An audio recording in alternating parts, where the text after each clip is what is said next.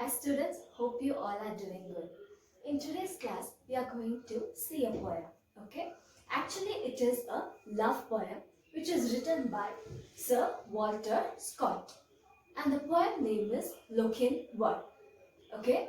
Lochinvar is a great knight. Great knight in the sense he is a soldier who is a great soldier who can fight the best in the wars. Okay, so he is given the title as a knight. Okay, a best warrior. So here we are going to see how Lochinvar he went to the bride's place, okay, his princess place, and how did he get back the princess from her palace. So this was written by Sir Walter Scott in a very poetic way. Now we'll see a short introduction on the poet Sir Walter Scott, students.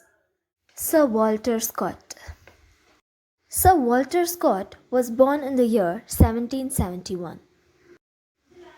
He was an excellent storyteller both in prose and in verse. In this popular ballad, he tells us how in olden days brave young men in Scotland possessed the necessary dash and pluck to the extraordinary things. His narrative poems fascinate the reader by their gripping action, stirring measure, and imaginative appeal. He died in the year 1832. I hope you saw the video on Sir Walter Scott. So now I am going to read you the poem Lochinvar. Okay, Lochinvar. This poem which is written by Sir Walter Scott. I am going to read you the first stanza. Listen to me carefully. Poem 4 Lochinvar, written by Sir Walter Scott. O young Lochinvar is come out of the west.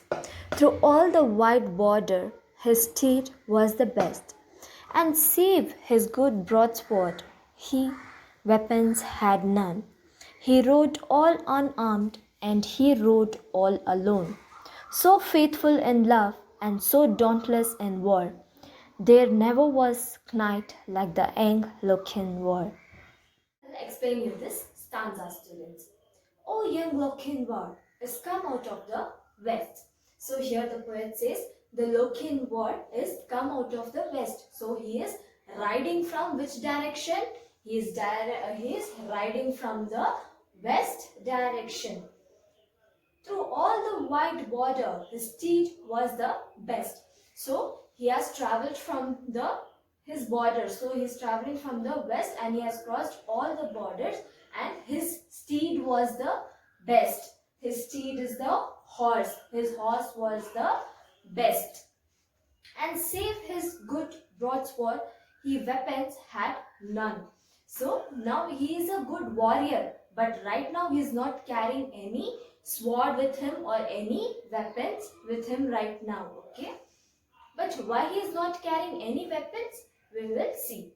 He rode all unarmed and he rode all alone. So he doesn't have any weapons with him. Okay, he's not having any weapons, but he was a great warrior and he is traveling from the west direction now. He has crossed all the borders with his horse and he had carried no weapons with him and he is all alone riding in his horse.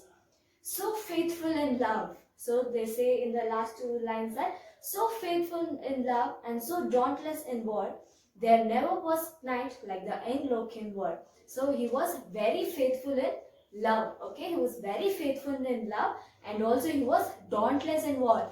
Dauntless means he was fearless. Okay, he was fearless in war and there was never a knight like the young Lochinvar. So there was never a good warrior you can see like Lochinvar. There is no person like Lochinvar who is a great knight. Okay, knight means a man in high position to fight as a soldier on horse. Okay, so he was a great soldier who is in a high position and who can do a very good war. Okay, he was a great soldier. He was a very great warrior. So here in this paragraph, I'll just tell you the gist that Lochinvar is riding from the west direction all alone without any weapons and the poet says he is very faithful in love, and also he is fearless in the war. He is dauntless in war, and there is no knight, okay, there is no great warrior or soldier like Lochinvar. Now I will read you the second stanza. Listen to me carefully. He stayed not for brake, and he stopped not for stone. He swam the Esk river, where ford there was none. But ere he alighted at Netherby gate, the bride had consented the gallant come late. For a laggard in love and a dastard in war was to wed the fair Ellen of brave Lochinvar. Hope you heard me reading the second stanza. Now I will explain you it. He stayed not for brake, and he stopped not for stones. So he stayed not for brake. Okay, stayed means he stopped. Not even one break. He's riding his horse from such a long time. Okay, it has been days. Okay, but then too he didn't stop for a break, and he stopped not for stone. Okay, even if there is any obstacles, okay, even if there is any stone or a branch of tree falling, if there is any obstacles, okay, coming in between, he didn't stop his ride. He was just riding his horse continuously. He swam the Esk river, where ford there was none. Okay, so over there was a Esk river. When he was riding the horse, in between there was a Esk river. The name of the river is Esk river, and he swam the Esk river, where ford there was none. So there was not even a shallow point. Okay, there was not even a shallow point where he can walk by foot. Okay, the Esk river was very deep, and he swam the deep Esk river. But ere he alighted at Netherby gate. So where did he stop? Where did he get down? He got down at Netherby gate. Okay, he got down at which place? He got down at the Netherby gate. The bride had consented. The gallant came late. So here what's happening in the Netherby gate? The bride, okay, the girl who he has to get married to, but she had said yes to somebody else. Okay, she said yes to get married to somebody else, and the gallant came late. The gallant is referring to the knight. Okay, the gallant is referring to the Lochinvar who came late to the place. For a laggard in love and a dastard in war. But here the groom's description is given. So what was the groom? He lacks in love. Okay, he was opposite to Lochinvar. Lochinvar was faithful in love, but here the groom he is lacking in love and a dastard in war. He is a coward. Dastard means coward. Okay, the groom is a coward in war, and he doesn't he lacks in love. Okay, so he lags behind in love. Was to wed fair Ellen of brave Lochinvar. So the name of the bride was Ellen. Okay, was to wed. The groom was going to wed the fair Ellen who belongs to Lochinvar. Okay, so here Lochinvar did not stop in his riding. He did not stop for any break, or he did not stop for any stones or obstacles. He swam the Esk river, and he got down at Netherby gates. And there at that time what's happening? The bride has already said yes to a groom who lags behind in love and who is covered in war. And the bride's name is the fair Ellen, and she is the princess of Netherlands. Okay, she is a princess of Netherlands, and she belongs to Lochinvar. Lochinvar loves the fair Ellen of Netherlands. Now I'll read you the third stanza. Listen to me, students. So boldly he entered the Netherby hall, among bridesmen and kinsmen and brothers and all. Then spoke the bride's father, his hand on his sword. For the poor craven bridegroom said never a word. Oh, come here in peace, here, or come here in war, or to dance at our bridal, Anglo Lochinvar. Continue the third stanza. So boldly he entered the Netherby hall. So who entered the Netherby hall? Lochinvar entered the Netherby hall.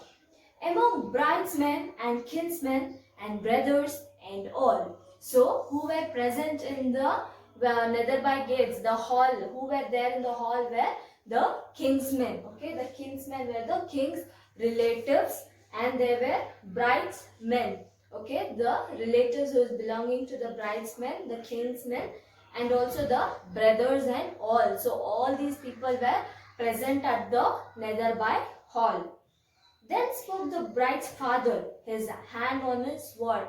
So the bride's father saw Lokhinwar and keeping the hands on his sword, he spoke to Lokhinwar. For the poor craven bridegroom said never a word. So here what's happening? The bridegroom, okay, the groom who is there, who is present in the hall, he was very poor and he was craven. Craven means cowardly. Okay, craven means cowardly. He was very coward and he did not speak a word against Lokhinwar because he know Lokhinwar is a great warrior. So the poor bridegroom did not speak a word to Lokhinwar. So what did the bride's father say to Lokhinwar? Oh, come here in peace here or come here in war. So he is asking whether you have come here for a peace or you have come here for a war, or to dance at our bridal. And Lord Lokhinwar.